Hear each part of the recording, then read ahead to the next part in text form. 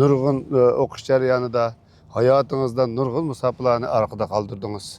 Şu musofalar siz maqsadga yetdi, siz o'ylagan şu manzillarga yetkazdimi sizni? Albatta, endi shu o'zimiz burun orzu qilgan orzularimiz, masalan, kichik vaqtimizda, shu universitet o'qib yurgan vaqtlarimizda nurg'un narsalarni orzu qilgan. Shu orzularimizni doim men Xudodan tilaydim, Allohdan-da. Mana shu orzularimga yetkazsam deb Allohdan tilaydim. Shu orzularim men orzu qilgan ishlarning mutlaq ko'p qismi amalga oshdi. Kichik vaqtlarimda tilagan orzular. Demak, Allohdan tilash bilan birlikda, yaxshi tilaklarni tilash bilan birlikda, shuningga oid shu musofa bo'yicha o'zing harakat qilsang, uning uchun badal to'lasang, uning uchun tirishsang, Allah çoxum yetkizdi. Albatta. Ama Allah'dan tilab o'ltirish balkim yetkizmaydiganligini men his qildim, shuni tushunib yetdim. Haqiqatan ko'p orzu armonlarimga yetdim deb o'ylayman. Chet ellarga chiqib o'qish, yuqori ma'lumotli bo'lish, doktori bo'lish, ko'plagan asarlarni yozish, xalqimizga tonilish, xalq tarafidan hurmatga ega bo'lish, shuningdek xalqni hurmatlash qatarlıq nurg'unlagan orzularimiz bor. Dunyoning ko'plagan yerlarini ko'rish, bo'libmi bilimimizni oshirish chet elda, shu vatanda o'qib yurgan vaqtlarimizda texnik cho'ng bilimlik bo'lishdan iborat bu bizning eng cho'ng orzuyimizdi. Shu vaqtning o'zida. 80-yillardagi kichik yosh vaqtlarimizda. Bularning hammasi amalga oshdi. Amalga oshdi.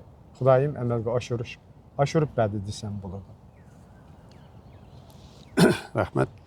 Bundan keyingi arzularımızı Allah yetkizge. Rahmat. Tilakdaşmiz.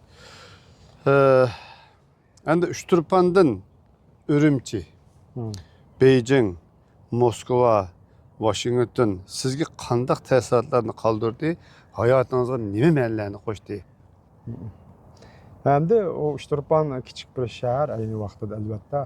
O joyda kichik vaqtimiz bo'lg'achqa bizning qildigan orzularimiz bak cho'ng, bak uzun musofirlik, bak parlaqdi. Bayatdan men dedim-ku sizga, tilaydi Xudoyimdan deb. Oliy maktabga o'tish birinchi qadamdagi orzuyimiz shu bo'lsa, yuqori maktablarda o'qish bo'lsa, shu qattiq tirishib o'rganish orqali shunday cho'ng oliy maktablarda o'qish fursatiga erishdik. O maktablarni muvaffaqiyatli bitirdik. Shu jarayonda chet ellarni o'qishni orzu qildik. Undan keyin yuqori o'rinlarda oliy maktablarda xizmat qilish, mening ma'mur o'rinlarda xizmat qilish, ma'muriy xizmat qilish deydigan ideya meningda hech qachon bo'lgan emas. Meningda faqat oliy maktablarda ishlash, professor bo'lish, o'quvchilarni tarbiyalash, o'qituvchi bo'lish, bilimlik odam bo'lish meningki boshdan-oyoq orzuyim. Shundaqla oilam, ota-onamdan singan bir orzu edi meningki. Demakki, undan keyin Beijingda o'qidik, undan keyin Urumchida xizmat qildik. Undan keyin bu Moskvada o'qidik. Ondan keyin Amerikada yashadik. Mana hozir biz Amerikalik. Bizning vatanimiz Amerika. Mana shu yerda yashayapmiz, farzandlarni tarbiyalayapmiz. Demak, hamma orzularimiz amalga oshdi. Demaklik. Bu hammasi bir uzun bir jarayon. Uni shunday xulosalaymiz. Undan ortiq tasvirlash, ya'ni biroz vaqt oladigan ish albatta. Albatta. Unda bo'lsa sizningki ikkinchi vataningiz bo'lsa, vataningiz bo'lgan Amerika. Amerikaning poytaxti Washington tursiz. Ham shu poytaxtdagi Erkin Asiya radiosida uzun yil ishladingiz. Washington sizning oxirgi bekitingizmi? Yoki umid var sizning taxallusingiz. Qaysi bekat sizning oxirgi bekitingiz bo'lishini umid qilasiz? Ya menimki vatanim shu Amerikani tanladik hozir biz shu vatan biz. Oxirgi bekitimiz. Oxirgi bekitimiz uni ham Xudoyim biladi. Alloh biladi oxirgi bekitimizning nima bo'lganligini. Faqat bilguchi Allohdir. Bilguchi Alloh. Umidingiz. Umidimiz albatta vatanga berish, vatanda yashash, o'z vatanimizda yashash, tarixiy vatanimizda. O'zimizning kindiqimiz to'kalgan, ota-onalarimiz yashagan, ajdodlarimiz yashagan shu tuproqlarda yashash bizning eng cho'ng umidimiz. Bu har qanday chet elga muhojirat yashayotgan, musofir bo'lgan bir Uyg'urning orzusi. Bu meningcha hammaga o'rtaq. Lekin bizning yashaydigan, tanlagan vatanimiz shu Amerika Qo'shma Shtatlar. Biz shu yerning fuqarosi, Şu vatanimizni hozir qizg'in suyimiz. Ana vatanimiz bilan shu o'zimizning vatanimizni, ikkinchi vatanimizni qizg'in suyimiz chin yurakdan. Rahmat. Hayatınızdan bugünküçe en zor ilmi neticeniz bolgan Uyghur umumi tarihi tepsili bayanınızga okurmenleriniz zor kızıqıdığalığa işinimen. Gerçi ilgili bu haqda düşünce duruşlar bergen bolsanızmı, kanalımızın körenmenleri tepsiliraq məlumatqa ega bo'lishni orzu qiladi albatta. Shu vaqtda shu mush kitobingiz haqida yana bir ko'ranlar umumlashtirib.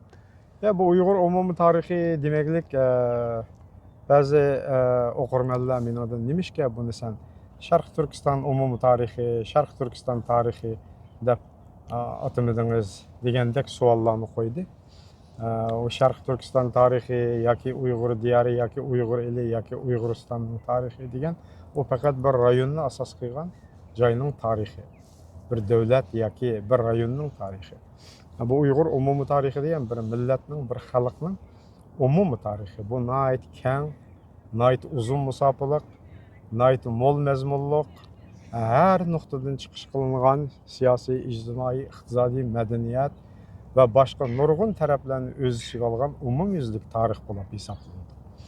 Onun üstüge Uygurlar özünün tarihi musafirlarda yani bir devirde emas, Irak kadimden tartıp bugünküçü bolgan uzun tarih musafirlarda tarihte Uygurlar her kaysı jaylarda Evrasiyanın her xil jaylarda yaşagan, her xil jaylarga tarqalgan, her xil jaylardaki Türkiye Uygur kabileleri özara birleşiş, yoğuruluş, ahırda texim mükemmelleşiş, ahırda millet bulup şekillenişine ibaret uzun bir jarayonni baştan geçirgenligi üçün ben eserge Uygur umumiy tarihi deb atadım. Uygur umumiy tarihi demeklik onun içine yani Türk halklarının tarihi mi kirdi? Çünkü Uygur'un tarihi Türk halklarının kadimki ve o'rta eserlerdeki hatta yakın eserlerdeki siyasi, ijtimoiy, iqtisodiy madaniyat tarixlari bilan birleşip ketgan. Shuning uchun bu mazmunlarni o'z ichiga oladi albatta. Mesela Uygur Orhun qağallığı deymiz. Bu Uygur Orhun imperiyasi qağallığı degan faqatlam tar bir hozirgi Mongoliya deb atalgan zimindil mavjud bo'lgan emas. O onun bir yaylaq merkezi bo'lgan bo'lsa, xalqlik merkezi. O shu vaqtdagi Tangri tog'larining janub shimoli, Gansu, hatta O'rta Osiyoning bir qismigacha bo'lgan shimolda da ta Sibiriya, sharqda bu Ingan tog'larigacha bo'lgan janubda shu hozirgi Mongoliya Xitayning shimolidagi bugungi Xitayning shimolidagi rayonlarni o'z ichiga olgan yoki ta'sir doirasiga ichiga olgan nihoyatda keng bir imperiya bo'lgan. Shuning uchun bu ham Uyg'ur umumiy tarixining ichidagi muhim bir bosqich bo'lganligi uchun kitobni yana bu Uyg'ur umumiy tarixi deyishimizdagi yana bir sabab. Yani tar bir doiradan olqib ketgan. Shuning uchun ko'p mazmunlar bor. Albatta bu Uyg'ur umumiy tarixi dastlabda planlanıp, yazılıp bo'lgan qismi bunun oldida 4 yil, 5 yil ilgari 12 tom bo'lgan edi. Lekin bu kitobni chiqarish jarayonida bu qayta tahrirlanish jarayonida bu to'liqlandi, texnik mükemmellashtirildi. Ba'zi burun o'qilgan keyin yangidan paydo bo'lgan ba'zi materiallar qo'shildi buning ichiga. Shuning bilan bu asar umumiy jihatdan kengayib ketdi. Mush jarayonda. Hozir bu amaliyotda 13 tomdan eshib bo'ldi. İnşallah bu eserler to'liq nashr qilinib chiqib bo'lguncha balkim uningki bat soni, mazmun doirasi, mukammallik darajasi va uning detal tasvirlash, bayon qilish va boshqa metodika, yangi to'liqlanma materiallar, har xil tillardagi manbalar va boshqa jihatdan texnik mukammallashish mumkin chiqib bo'lguncha. Unda bo'lganda buning tom soni oshadi. Albatta bu Uyg'ur umumiy tarix mening bermoqchi bo'lgan tushuncham shuki, bu adet kitap emas. Bu 200-300 betlik kitap emas. Her birisi kem deganda 500-600 betlikdan 800-900 betlargacha bo'lgan cho'ng hajmlik tom. Yani cho'ng bir hajmlik kitaplar. Albatta. Cho'ng hajm, uning bet soni ko'p. Hammasini qo'shganda balkim bu 10 necha ming bet hisobida Uyg'ur tilida 10 necha ming bet bo'lishi tabiiy bu asarninki. Anda albatta bu asarninki bu qadimgi zamondan tortib shu o'rta asrlargacha, andan keyingi o'rta asrlar davri Uyg'urlar tarixining Sharq Turkistonni o'z ichiga olgan shu Türkiye xalqlarining tarixini o'z ichiga olgan holda va keyingi o'rta asrlar deganda buningga Saidiyalar xandonligidan tortib Chag'atay xonligining oldi va keyingi davrlar Saidiya xandonligining yiqilishi, oxiri xo'jalarning hokimiyatini egallashi va undan keyingi bu yerdagi Manju imperiyasining ishg'oliyat davri, Uyg'urlarning qarshilik kurash tarixi, 19-asrning ikkinchi yarmidagi bu Qashqar Yoqub Begning Yetishar davlati, Ili sultonligi va boshqa nurg'un mazmunlar o'z ichiga oladi. Undan keyingi Manju sulolasining qaytadan ishg'ol qilishi bu joyni, ana keyin 20-asrdagi Uyg'ur millatparvarlik harakati, millatparvarlik kurash tarixi, Sharq Turkiston Cumhuriyetlari, Uyg'urlardagi yangi milliy ideologiya, milliy ong, milliy uyg'unish, milliy gullanish, ma'rifatchilik ideyalari va bularning ta'siridagi Uyg'urlarning siyosiy harakatlari shu vaqtdagi butun Uyg'urlar diyorining shimoldan tortib janubgacha bo'lgan keng zimindagi Uyg'urlar bilan boshqa yana qarindosh bo'lgan xalqlarningki tarixiy musofirlarini o'z ichiga olgan holda bu asar yoritildi. Keyingi yaqingi zamon qismi albatta toki 1949-yilgacha. Bu asarning mana 44dan 49gacha bo'lgan, 50-yilgacha bo'lgan qismi yana ikkinchi Sharqiy Turkiston Cumhuriyeti davri buna keng yoritildi. Taxminan 4000 betdan ortiq sahifa ajratildi. Bu taxminan 6 tomga yetdi. Birinchi qatimliq 33-yildagi Islom Cumhuriyeti, Sharqiy Turkiston Cumhuriyeti uning uchun 34-yildan tortib 37-yilgacha bosqichlarni o'z ichiga olganda 5-6 tom, ya'ni 6 tom birinchi kitob, 6 tom ikkinchi kitob bo'lib 3 kitob, 3 tom bu jami 1800 betdan ortiq sahifa ajratildi bu davrga. Uning oldidagi 1912-yildan 28-yilgacha Yang Zengshin shu Xitoy milliy tarixininki hukmronligi vaqtidagi Uyg'urlarningki siyosiy jadidlik, ong, milliy tafakkur, milliy uyg'unish, uning shu vaqtdagi milliy tarixlarning boshqurish strategiyasi, idora qilish strategiyasi, Sovet Rossiyasidagi o'zgarishlar, u yerdagi jumhuriyatchilik harakatlari, mustaqillik harakatlarining ta'siri va boshqa shuningdek yana bu O'rta Sharqdan bo'lib Turkiyadan keladigan ta'sirlar, Idil Ural bo'ylaridan kelgan ta'sirlar, Uyg'urlardagi jadid harakati va boshqa nurg'unlagan mazmunlarni buni o'z ichiga oladi bu bir tom. Uning oldingisi bo'lsa, men bayatdan degandek qadimdan toki 1912-yilgacha bo'lgan uzun bir musofa.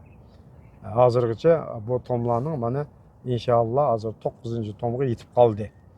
Qolgan tomlarimi bu yilning oxirisi va kelar yildan boshlab bir-birlab nashrdan chiqadi deb o'ylayman.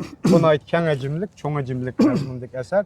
Bunga men o'tgandim degandek 30 necha yillik hayotim mana bu kitoblarni yozishga sarf qilindi. Hayotimning 20, hozirgi bo'lgan hayotimning 20dan ko'pragi mushunga sarf qilindi. Inshaalloh buningdan keyin davomli butun hayot nishonimiz mushu asarlarni texnik keng, texnik mo'l mazmunda xalqimizga, shuningdek dunyo xalqiga, dunyoga yetkazish, dunyo cho'ng tillarida. Bu bizning oldimizga qo'ygan hayot maqsadlarimizning eng muhim qismi mana shu. Rahmat. Albatta bu Uyg'ur umumiy tarixi bu faqat bir yoki ikki tomliq bir bayonnoma yoki bir roman xarakterlik bir kitob emas. Bu bir siz hozir o'tganingizdek bir umringizning, bir hayotingizningki tadqiqot natijalari. Shuning bilan birga sizning o'zingizning izlangan dokumentlarni tekshirgan, arxivlarni tekshirgan ashlar bilan o'zi haqiqatni shu vaqtdagi ayni davrdagi sharoitlarni shu qo'lingizdagi materiallar yoki ko'rgan materiallaringiz shu vaqtdagi isbotlar bilan yozib chiqqan biz bir xalqimizga, kelgusidagi avlodlarimizga qoldirgan bir obida deb hisoblayman. Rahmat. Endi men albatta bu savolimdan keyin, bu savolimdan keyinda bu kitobni nashr qilish va nashr jarayoni haqida so'ramoqchi edim. Buni qistirib o'tdingiz. Bu haqda qo'shimcha qilsangiz bo'ladi. Bu misol yana bir savolimiz, yana boshqa nashr qilgan kitoblaringiz va bundan keyingi planlaringiz. Mening albatta bu Uyg'ur umum tarixidan boshqa yozilgan nurg'un maqolalar bor. Hozirgacha men hisoblab baksam, mening rasmiy jurnal, har xil tillardagi jurnal, gazet qatorliqlarda e'lon qilingan rasmiy nashrlarda e'lon qilgan maqolalarim, cho'ng kichik maqolalarim va boshqa har xil asarlarim bo'lib 300 parchadan ortiq ekan. Bular til jihatdan olganda rus tilida, uyg'ur tilida, andan keyin bu ingliz tilida ko'proq va boshqa fransuz, hatto xitoy tilida, xitoylar o'zlari tarjima qilgan tilda ham o'zbek tilidami bor ekan, andan qirg'iz tilida hatto e'lon qilingan Türk tilida, eng muhim yani Türk tilida necha parchalagan ilmiy maqolalarim e'lon qilindi. Shunday ko'p tillarda e'lon qilingan, hamda mutlaq ko'p qismi albatta uyg'ur tilida chiqdi. Lekin bularning ichidagi eng nopozliq asarlar, eng muhimi nopozliq asarlar shu xalqaro ilm sohasida Sharqiy Turkiston yoki Uyg'urlar eli va yoki Uyg'ur diyori deyil, yoki Uyg'uriston deyil, umuman shu tuproq haqidagi G'arbning eng cho'ng nopozliq asarlaridan biri bo'lgan, ya'ni 2004-yilda Amerikadagi cho'ng nashriyotlarning birida nashr qilingan, Amerikadagi Johns Hopkins universiteti deydigan dangliq universitetning qaramog'idagi O'rta Osiyo Kavkaz tadqiqot instituti tashkillagan cho'ng tadqiqot loyihasi qatnashib, men 18 Amerika olim bilan birlikda yozib chiqqan bizning Xinjiang, ya'ni inglizchadan tarjima qilganda Xinjiang Xitoyning musulmonlar chegara rayoni degan ma'noda. Xinjiang China's Muslim Borderland inglizcha. Shunday nomli kitob 17 odam bor, buning ichida cho'ng olimlar Amerikadagi. Shular bilan qatorda mening ikki bob bu kitobning Amerika olimlaridan James Mill var, George Washington universitetining dangliq tarixshunosi. Shuningdek yana Indiana universitetining professori Gardner Bovingdon bilan birlikda yozib chiqqan ikki bob bu kitobdan o'rin olgan. Ya'ni bu kitobda ko'proq qalam tavratuvchilarning biri loyihada men hisoblanaman. Undan boshqa yana Turkiyadagi Hacı Bayram Üniversitesi'nin profesörü bu Konralov Ercilason, onun xonimi Gülcemnet Ercilason qatorliqlar baş muharrir bulup tayyorlagan bu coğrafiya Uyg'ur diasporasi deb atalgan 2018-yil bo'lsa kerak Amerikada nashr qilingan cho'ng maqolalar to'plami bor. Kitap, cho'ng hajmli ilmiy muhokama kitobi, ilmiy tadqiqot kitobi. Uningdimi mening bir bob yozilgan. Bir bab o Uyg'urlardagi millatparvarlik ideyasining shakllanishi, Uyg'ur millatparvarligidagi omillar va uningga qarshi omillar degan mavzudagi maqolamdi. Bu ishga uningdan boshqa rus tilida yozilib Moskvada nashr qilingan ikki parcha kitobim 98-97larda rus tilida burungi dissertatsiyam asosida o'zgartib yozilgan. Nashr qilingan o rus tilida hozir dunyoda ko'plagan rus tilida faoliyat qildigan olimlar, tarix tadqiqotchilari, Xitoyni tadqiq qildigan, O'rta Osiyoni tadqiq qildigan tarixchilar hozirgacha mening ko'rishimcha bu ikki kitobdan foydalanyapti. Nurg'un dissertatsiyalarda foydalanish manbasi bo'lgan. Va undan boshqa yana marhum inim doktor Abdurahim Tursun bilan birlikda tayyorlagan 20-asr Uyg'ur poeziyasi nomli rus tilidagi asarimiz 2004-yilda Qirg'izistonning ilim nashriyat tarafidan Qirg'izistonda nashr qilingan. Buningda bizning tarixiy vatanimizdagi dangliq shoirlar, tarixdagi Lutfullah Mutallibdan tortib ta keyingi Turg'un Almas, Abdurahim O'tkir va boshqa necha o'nlagan shoirlarning asarlaridan tanlanmalar rus tiliga tarjima qilinib, nayt mukammal, chiroyli bir ravishda bir to'plam bo'lib, rus tilida ularning qisqacha tarjimali bilan 2004-yilda nashr qilinib tarqitilgan. Ona aytib birinchi shu Uyg'ur shoirlarining asarlarining birinchi qatim mukammal holda rus tilida bir chet el tilida cho'ng hajm bilan to'liq nashr qilinishi mana shu asar bo'lib hisoblanadi. Aferin. Undan keyin boshqalar ingliz tilida asarlar chiqdi. Bu hamda rus tilidagi dunyodagi cho'ng tillarning bo'lgan rus tilida birinchi qatim bizning shu Uyg'ur mashhur klassik va mashhur shoirlarimizning hozirgi zamon shoirlarining dangliq she'rlari, xalq so'ygan, tanlangan she'rlarining bir rus to'plami hisoblanadi. Birinchi qatimliq chet el tilidagi to'plam. Buni inim marhum Abdurahim Tursun bu to'plamni chiqarishga o'zi butun kuchi bilan mas'ul bo'lgan edi. Buningki planlarınız? Buningdagi planlarim endi yuqorida men deb o'tgandek, shu 13 tomlik kitobni texnik kengaytirish. İnşallah bu chiqib bo'lg'ichi balkim 15 tom, 16 tom bo'lishi mumkin, hatto uningdan ko'p bo'lishi mumkin. Shularni chiqarish va uningdan boshqani yezib qo'ygan bu Uyg'ur umumiy tarixidan boshqa yana nechilagan kitoblar bor, ayrim monografiyalar, ayrim temalar bo'yicha yozilgan monografiyalar bor. U tayyorlanib qo'ygulik, lekin uni hozir bir-birlab ko'rib nashr qilishga vaqt yo'q. Ularmi chiqadi? Uningdan boshqa yana necha yuzlagan bayotim men yuqorida degandek ilmiy maqolalarim bor. Odatdagi kichik tipdagi maqolalar emas, torbat maqolalar emas, rasmiy maqolalar. Bu maqolalarni toplasam balkim bir qanchalagan maqolalar to'plamlari bo'ladi. Ularni chiqarish nishonim bor oldimda. Uyg'ur umumiy tarixini hatto davomlashtirish. Eng muhimi bu asarlarni chet tilda, dunyoning dangliq cho'ng tillarida nashr qilib chiqarish Uyg'ur tarixini. Bu mening hozir bundan keyingi hozir qilayotgan, shuningdek hozir davomlashtirayotgan, bundan keyin ro'yobga chiqarish uchun texmi tirishib qiladigan ishlarim va nishonlarimning biri. Rahmat. Mana doktorimiz va olimimizningki bir ömürlük hizmetleri, o'qishlari ve yazgan kitoblari, kelgusidagi planlarini aldığımızda iki kısımdan ibaret bu söhbetimizden anladık. Hem de üçüncü söhbetimiz alimimizden bizdeki ikinci vatanimiz bo'lgan Avustraliyaga ziyareti hakkındaki təsiratı buludu. Bunu devamlı görüşünlerini ümit qilamiz.